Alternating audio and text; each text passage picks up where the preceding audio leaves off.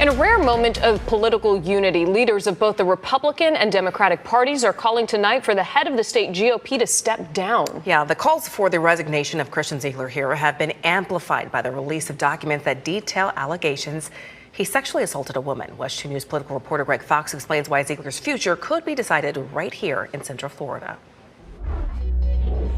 The difference here is we've gone all in on the education issues and protecting parental rights and against the sexualization and indoctrination of children.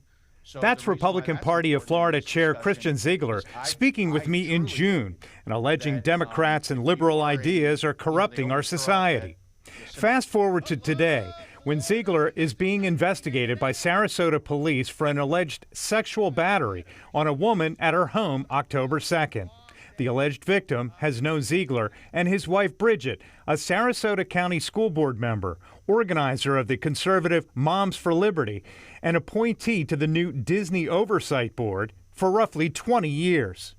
In a recently released warrant affidavit, Bridget Ziegler admitted to having a prior sexual encounter with the alleged victim along with her husband.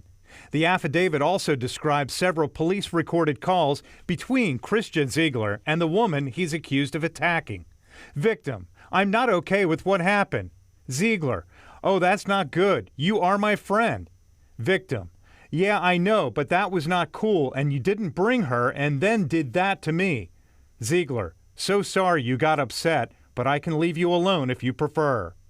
During a news conference Tuesday, Governor Ron DeSantis restated his call for Ziegler to step down. When you have an investigation of crimes of this magnitude, I think that the mission has to come first. It is not helpful to the mission to have this hanging over his head. The house of cards are falling. Republicans are turning on each other, and Christian Ziegler must resign now. West 2 News obtained a copy of a message from the vice chair of the Republican Party of Florida calling a special meeting of the executive board here at the Rosen Center Hotel in Orlando, December 17th, to discuss Ziegler's future. A portion of the confidential message sent by Evan Power reads, "It is with heavy heart that I write this email to you. I hope that we are able to move the party forward in a positive manner. I phoned Chair Ziegler to request he call an executive board meeting. He declined and said matters could be taken up in February.